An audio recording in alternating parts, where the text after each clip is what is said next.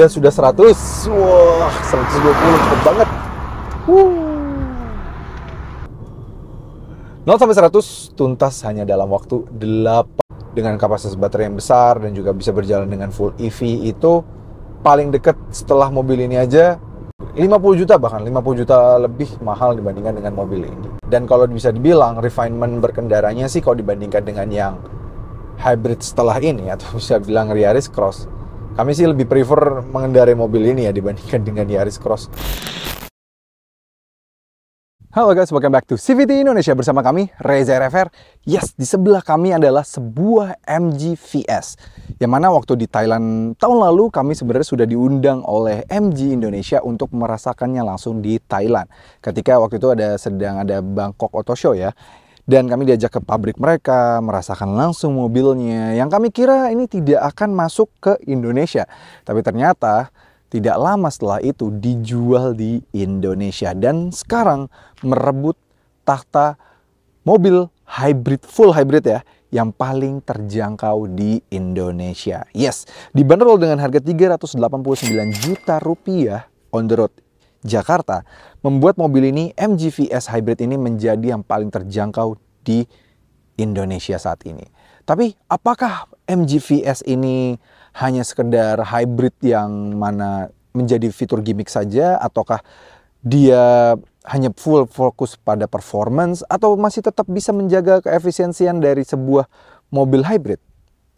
Nah, since kami sekarang sudah dipinjamkan mobil ini oleh MG Premium, yang mana mobil yang meminjamkan mobil ini lumayan lama ya, sehingga kami bisa merasakan betul-betul bagaimana impresi berkendara dari MG VS Hybrid ini. Langsung aja kita bahas apa aja yang kurang dan apa aja kelebihan dari MG VS ini. So, tanpa berlama-lama, ini dia CVT Review MG VS Hybrid.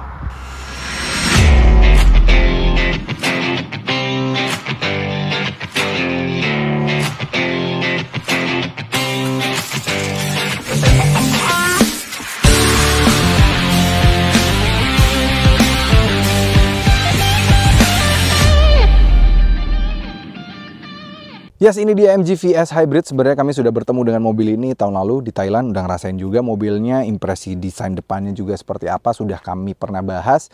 Dan sekarang akhirnya masuk ke Indonesia. Jadi kita nggak akan terlalu detail soal desain dan segala macamnya. Tapi yang kami pengen bahas adalah uniknya dia di line up-nya MG ZS dan VS gini ya. Sejatinya VS ini adalah mobil yang satu basis dengan MG ZS. Tapi dia versi hybridnya. Unik ya, kalau di mana-mana, kalau di brand lain gitu ya, varian bensin dan hybrid tampangnya nggak beda, tapi varian EV-nya beda. Nah, kalau di MG uniknya, varian bensin dan juga listrik mukanya nggak terlalu jauh beda, tapi varian hybrid beda sendiri. Bahkan menurut kami, ini lebih cocok untuk dipakai menjadi tampangnya MG ZS EV dibandingkan dia jadi nama beda jadi MG VS gitu ya. Kenapa? Karena tampang depannya jujur aja ya, kalau kalian bisa lihat ya, grillnya yang hampir bisa dibilang ini bentukannya kayak nggak ada ala-ala grill gitu. Tampangnya lebih tajam dengan list-list biru pada bagian bawah gitu ya. Jujur ini lebih cocok jadi mobil EV. Kami bahkan pernah bawa mobil ini ke sebuah acara dan rekan-rekan kami yang bukan orang mobil gitu ya, langsung nanya, itu apa aja? Itu EV? Enggak, itu masih hybrid. Bahkan tampangnya lebih cocok untuk menjadi sebuah mobil elektrifikasi. Jujur aja begitu. Gitu ya. Tapi ya, kalau menurut para civitis gimana? Cocok nggak ini sebenarnya ini jadi tampangnya MG ZS EV? Justru MG ZS EV itu ya harusnya tampangnya begini gitu ya, dibedakan gitu. Nah, sebenarnya jujur kalau samping dia nggak terlalu banyak perbedaan. Dimensi wise dia 4370 mm. Ya, kelas-kelasnya HR-V, kereta, Grand Vitara gitu-gitu ya. Dia sama juga, bannya juga 21555 R17 dengan desainnya mengipas dan dengan aero wheels ya. Dia lebih untuk meningkatkan aerodinamika gitu ya. Keyless entry, kuncinya juga masih sama dengan MG biasanya. Spionnya juga sudah ada sen LED dan juga kamera 360. Overall dari samping dia yang paling berbeda adalah kalau MG ZS biasa dan EV itu nggak ada dual tone, dia ada dual tone. Ini warna putih dengan ada dual tone seperti ini. Cocok, keren sih menurut kami tampangnya samping. Dan di belakang, nah di belakang ini makin ketahuan kalau dia adalah MG ZS yang dirubah doang tampang depan sama sampingnya, ya kan? Belakangnya mirip banget, bisa dibilang hampir bisa sama persis. Top lampnya sama, aura-auranya juga sama, roof bumpernya sama, bawahnya bumpernya juga sama. Paling yang menjadi pembeda paling cuma di bagian sini saja ada HEV dan juga logo iSmart. Tapi di sini iSmartnya hanya untuk teknologi untuk konektivitas HP ya. Karena dia belum disematkan ada sama sekali. Dia belum ada. Tapi ya jujur kalau kami sebenarnya secara tampang dibandingkan dengan ZS yang sudah mulai membosankan, udah lumayan lama gitu ya, dan ZS EV, kami lebih suka tampangnya VS ini. Coba ini VS justru ada elektriknya gitu ya, nggak usah hybrid gitu. Ini lebih cocok. Karena dari tampang belakangnya aja udah kelihatan ini pasti ZS sebenarnya. Lampunya semua, bumper-bumper bawahnya beda dikit banget gitu ya. Paling cuma ya nomenklaturnya doang yang paling dibedakan.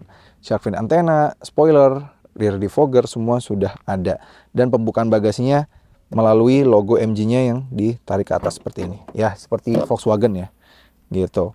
Kapasitas bagasinya nggak terlalu gede, dia 380-an liter. Kami mau coba masukin 2 koper besar, kami saja tidak muat, paling cuma bisa 1 koper besar dan 1 koper kecil. Sisanya tidak terlalu banyak. Masukkan stick golf agak a bit squeeze karena harus dimiringkan gitu, dia nggak terlalu lebar ternyata, tapi masih bisa dilipat 60-40 sehingga masih bisa mendapatkan kapasitas bagasi hingga 900-an liter. Jadi 2 koper besar, stick golf, dan 1 koper kecil masih bisa lah, masih muat lah. Nggak kecil-kecil banget, nggak sekecil HR-V yang terbaru yang jujur aja makin kecil. Oke, ini dia interior dari MG VS yang masuk ke Indonesia. Ya, kalau waktu di sana itu banyak banget aksen biru-birunya ya pada bagian interiornya, leathernya. Kalau Indonesia ini lebih simple, dia paling jajatannya warna putih, 3 headrest, terus juga kayak paling ada aksen putihnya sedikit, tapi udah full leather semuanya. Sisanya sih semuanya sama ya, nggak ada banyak perbedaan sama yang di luar negeri sana. Dia masih ada panoramic sunroof yang besar banget ya, even sampai belakang sini. Ini gede banget dan covernya mirip dengan ala Grand Vitara. Dan jujur, dibandingkan dengan miliknya HR-V yang covernya pakai warna hitam gitu ya, itu kan hitam lebih nyerap panas. Kalau ini karena warnanya terang, dia nggak terlalu panas sejatinya. Dan even AC-nya mobil ini sebenarnya nggak terlalu ngejos gitu pun nggak terlalu bikin kita kepanasan sebenarnya, bagus. Di belakang sudah ada 2 AC lagi untuk menyemburkan yang dari depan dan ada USB-A, tapi sayang tidak ada armrest di sini 1 dan 2 tidak ada lampu belakang. Ketika di malam hari kami mau mengakses atau mencari barang, mengeluarkan barang gitu ya di mobil ini susah banget sih. Ini nggak ada lampu sama sekali, gelap banget nih kanan kiri. Sayang banget nggak ada lampu cuma ada di depan dan pada bagasi saja. Ini dia interior depannya dari MG VS Indonesia. Nothing much, nggak ada perbedaan sama sekali, dia masih mirip banget ya. Tapi yang kami jujur, ini malah kayak lebih advance dibandingkan dengan MG ZS EV. Dia layarnya menyambung dari kanan ke kiri, kanan itu untuk speedometer, kita bisa ganti-ganti yang mau ditampilkan, mulai dari seperti tire pressure monitoring bisa energy flow, terus juga fuel economy, semua bisa ditampilkan dari sini. Mode berkendara juga ada di sini, bagus. Dia kalau untuk yang layar di sininya dia banyak banget. Dia ada kayak Jux, ada untuk pengaturan AC, dia pengaturan media, Apple CarPlay, Android Auto sudah bisa di sini, bagus banget dan bahkan juga bisa melihat weather. Dan bahkan ini sistem entertainmentnya lebih baru dibandingkan milik ZS, yang mana yang miliknya ZS itu kayak lebih lama, sedangkan yang VS ini setaranya kayak malah mirip punyanya MG4 EV. Jadi bagus banget, udah lebih advance. Di bawahnya yang cerdas adalah ada wireless charging di sini, yang mana dekat dengan AC. Jadi ketika kami pakai wireless charging di sini, kenain AC 1 gitu, turunin gitu ya. Jadi HP kita tetap ngecas. Karena biasanya kalau lagi wireless charging kepanasan, biasanya dia stop. Nah ini pasti tetap bisa, jadi bagus. Tuas transmisinya tetap sama, dia ada toggle gini, dia dipencet, dia di bawah, R ke atas, dan segala macam. Dia electronic parking brake, auto hold, mode berkendara di sini, kamera 360, curse-nya itu, hill descent control, traction control sudah ada, dan ada sebuah ruangan juga di dalam sini, sebuah glove box gitu. Tapi yang disayangkan, meskipun pengaturan kursinya sudah elektrik, tapi dia belum ada tilt dan teleskopik. Jadi hanya ada tilt saja, dan tiltnya ini juga nggak jauh ya, sayang banget. Dan yang tambah lagi, meskipun gitu, tapi dia sudah jaraknya sudah 1 jengkal. Tapi kita lihat nanti ketika posisi duduknya sudah benar-benar pas apa enggak. Kursi sudah leather, sudah ada side support kanan kirinya, dan kita lihat aja yuk mesin hybridnya. Oke, ini dia kap mesinnya. Mesinnya lumayan berat, tapi saya memang belum pakai hidrolik ya. Dan seperti biasa, mesin mobil ini dia kayak ada di tengah-tengah. Jadi yang ZS dengan harga lebih terjangkau itu bensin, terus yang EV itu dia di 300-an juga 400-an, ini 380-an. Jadi dia di tengah-tengah pakai hybrid. Mesin hybridnya 1500 cc. Dia mesin hybridnya bertenaga yang bensinnya itu 104 PS dan yang motor listriknya di 90-an PS. Dan kalau digabungkan, tenaganya menjadi 177 PS dan torsinya 200 Nm. Dengan transmisinya itu mengalirkan tenaganya ke dua roda di depan melalui transmisi eCVT. Jadi dedicated transmisi CVT untuk mobil hybrid. Jadi sudah disesuaikan. Kapasitas baterainya mobil ini juga lumayan besar di 1,76 kWh. Jadi lumayan gede, motor listriknya juga kelihatan nih ada di sebelah sini. Jadi masih lebih proper dibandingkan dengan kalau bisa dibilang dengan Yaris Cross, dibandingkan dengan Innova Zenix. Sebenarnya secara baterai dia bahkan lebih besar dibandingkan kedua mobil tersebut. Ya, merasakan rasa berkendara dari MG VS di Indonesia. Ya, akhirnya kami diberikan kesempatan untuk merasakan MG VS ini selama seminggu. Dan apa aja sih yang berbeda dan apa yang bisa kami temukan selama kami merasakan mobil ini lumayan lama ya. Since waktu di Thailand waktu cukup terbatas, sekarang waktunya lumayan lama, jadi kami bisa bahas lebih detail. Jadi kalau ngomongin soal posisi duduk dulu ya. Posisi duduk dia hampir nggak bisa dibedakan dengan MG ZS yang mana merupakan basis dari mobil ini. Dia sama persis, yang which is agak sedikit let down dari sisi posisi setirnya. Posisi setirnya tidak bisa diatur secara tilt dan teleskopik, dia hanya tilt saja yang tadi kami sudah jabarkan. Sayang banget dia nggak bisa untuk teleskopiknya, sehingga kami harus benar-benar sangat maju ke depan untuk mendapatkan posisi duduk yang ideal. Tapi jujur postur badan kami ini kakinya lebih suka nekok gitu ya. Kami jadi lebih prefer untuk agak sedikit mundur. Tapi kalau agak terlalu mundur, ini setirnya agak jauh. Jadi nggak pas gitu, nggak benar-benar nekoknya juga nggak pas. Nggak bisa mendapatkan posisi yang baik. Padahal sebenarnya dia jarak dari dashboard ke setir tuh udah lumayan mundur nih, segini, satu jengkal besar panjang. Tapi nggak tahu kenapa di sini tidak bisa pas. Mungkin pengukuran ergonomisnya kurang pas. Karena biasanya ada beberapa mobil dengan tanpa teleskopik, tapi dia sudah semundur satu jengkal dari dashboard ke ujung dari setir ini. Biasanya posisinya enak. Kami selalu temukan seperti itu. Tapi di mobil ini entah kenapa sisi ergonomisnya belum dapat gitu. Tapi dari sisi visibilitas sih ini oke banget ya. Pilar A-nya nggak terlalu mengganggu, walaupun besar tapi dia dibuat agak menjorok ke depan sehingga tidak terlalu mengganggu visibilitas kanan kiri. Spionnya besar banget, visibilitasnya jadi enak untuk melihat. Pas posisinya ya, dia juga nggak ganggu. Visibilitas belakang juga bagus, besar, layaknya sebuah SUV, jadi tidak ada yang mengganggu sama sekali. Dan since posisi duduknya juga agak raised up, walaupun udah kami bikin paling rendah gini ya, ini agak lebih raised up. Dan kap mesinnya masih, ujung dari hoodnya tuh masih terlihat. Surprisingly, kalau kalian suka posisi-posisi seperti ini, pasti kalian suka. Ini enak banget, kita bisa mengukur ujung dari mobil juga gampang diukurnya. Dan tiap di bawah kecepatan 30 km per jam juga dia otomatis menyalakan kamera 360 ketika kita menyalakan sen atau berbelok kanan maupun kiri. Dia langsung otomatis, dan kalau misalnya ada mobil approaching juga dia langsung otomatis menyalakan kamera 360. Kamera 360-nya juga sudah 3D view. Jadi sangat membantu sekali untuk bermanuver ketika di dalam kota, jalan-jalan kecil, atau ya keluar kota pun juga masih enak bersama mobil ini gitu. Nah, tapi since kita sekarang sudah di jalanan BSD, kita melewati yang namanya speed bumps yang tergolong paling tajam di sekitaran wilayah kami. Nah, di daerah Jabodetabek kami sudah mencari yang paling tajam masih tetap BSD. Mobil ini jujur aja mungkin beberapa kali dari tadi kalian lihat ini sangat kurang nyaman. Dia bandingan suspensinya agak mirip dengan ZS ya. Jadi kayak ayunannya tuh agak mirip dengan ZS yang biasa dan ZS EV juga. Nah tuh kita ngeliatin speed bumps ya, kerasa banget ke badan. Tapi yang unik, karena since dia memang lebih berat dibandingkan dengan ZS bensin, dengan adanya tambahan motor listrik, tambahan baterai, sehingga memang membuat mobil ini uniknya ayunan suspensinya malah lebih rapat lagi. Nah tuh.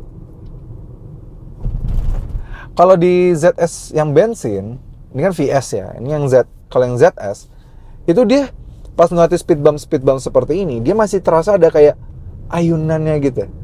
Nah, sedangkan mobil ini begitu dia kayak diayun, kayak belum sampai lebih tinggi dibandingkan dengan ZS, dia kayak langsung ada yang melawan ke bawah. Karena ya baterainya itu kayak seakan-akan menarik mobil ini untuk lebih ke bawah, dan karena memang lebih berat dibandingkan dengan ZS yang varian normal. Nah, ini kerasa.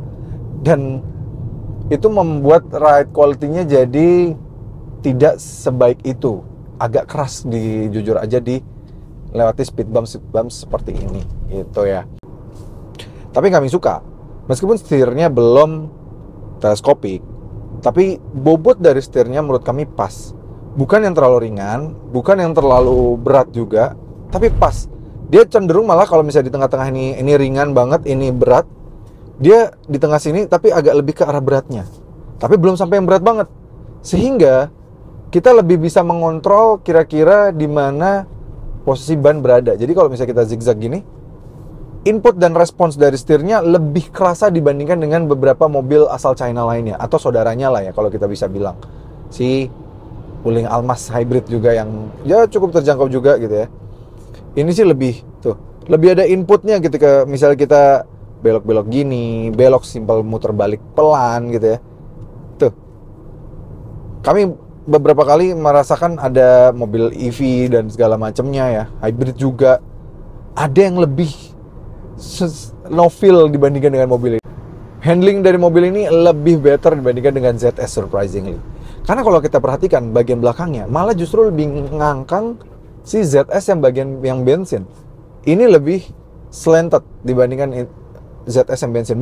Karena peletakan baterainya yang ada di belakang itu membuat mobil ini kayak pas begitu mau narik, karena nggak terlalu ringan, kayak ketarik balik sama gravitasi, sehingga karena baterainya ada di belakang itu yang mengganggu. Jadi sedikit agak menurunkan lagi dari bagian mobilnya. Lihat badan kami, nggak terlalu ngebuang. Padahal kami beloknya agak cepat dan barang-barang kami juga nggak terlalu kelempar. Padahal di sini lagi kami taruh sebuah tripod. Jadi buat ngecek ada suaranya apa enggak gitu. Ngomongin soal kekedaman kabin, kami sudah tes dengan alat. Mobil ini lumayan agak sedikit berisik ketika berjalan di kecepatan di atas 60 km per jam.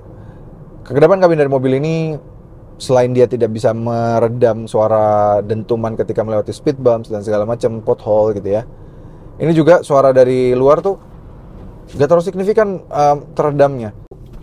Kami hanya bisa mendapatkan di 83 decibel-meter. Jadi bukan yang brilian, tapi bukan juga yang jelek-jelek banget, tapi tergolong memang agak kurang lah ya kalau kami bisa bilang. Dan ngomongin soal hybridnya, hybrid mobil ini lumayan besar ya, torsinya di 200 Nm, digabungkan horsepower-nya di 177 horsepower. Kalau dibilang mobil ini hybrid untuk efisiensi, gak bisa dibilang sepenuhnya benar.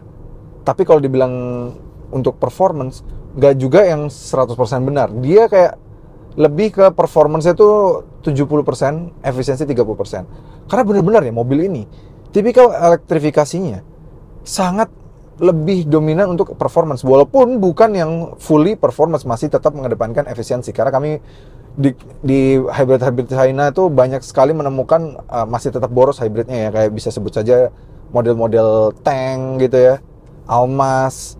Nah kalau di sini, ini performance 70%, efisiensi tetap ada tapi tidak terlalu signifikan. Ini performanya luar biasa ya. Ketika kami sudah di mode eco saja, kita dari nol gitu ya, lagi macet-macetan bumper to bumper, mesinnya ketika menyala karena berbahu-membahu dengan motor listrik ya, itu galak banget.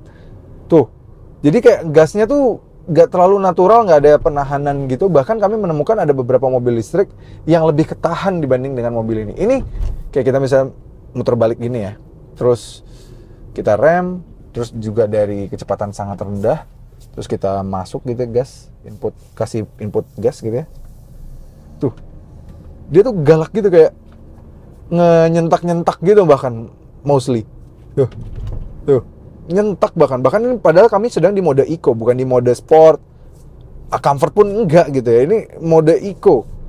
Ditambah lagi memang tidak ada tombol dedicated EV mode seperti misalnya kayak di Yaris Cross gitu ya, ada tombol EV mode-nya, itu nggak ada.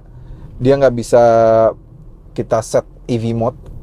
Jadi benar-benar kita harus yang mengontrol sendiri nih, kira-kira kapan kita bisa EV mode atau enggak. Dan kita bisa lihat dari baterainya, biasanya kalau baterai di atas setengah atau setengah menuju full, itu biasanya kita bisa menghandle itu untuk jadi full EV mode. Caranya dengan kita sesuaikan input dari pedal gasnya. Walaupun memang agak sulit jujur aja ya, karena dia tuh ditoel dikit aja, mobilnya langsung geleser banget kan. Dan once langsung melaju, itu sudah langsung dengan mesin bensinnya. Tapi kalau mungkin makin lama, karena since kami juga pakainya udah sekitar semingguan, itu di hari-hari kesekian tiba-tiba kami sudah bisa adjust. Tapi pas yang awal-awal, wah, itu sih awal-awal dikit-dikit, wah ini nyentak banget. Bahkan ada beberapa mobil listrik nggak senyentak mobil ini, sengaja dibuat delay supaya safety reasons gitu kan, kadang beberapa mobil listrik. Tapi memang kita bisa kontrol pedal gasnya kalau kalian CVT sudah terbiasa dan akhirnya bisa mengontrol, bisa mendapatkan efisiensi yang baik di mobil ini. Ketika dari 0 km per jam sampai 30-an sampai 40 km per jam, kami beberapa kali bisa menjalankan mobil ini dengan full EV mode-nya. Dan kita bisa pantau dari energy flow, atau kalau energy flow-nya harus gantian dengan average fuel count, kami bisa melihat aja dari RPM. Kalau RPM-nya udah mobilnya udah jalan tapi RPM-nya putarannya masih 0, berarti kita sudah berjalan dengan mode EV gitu.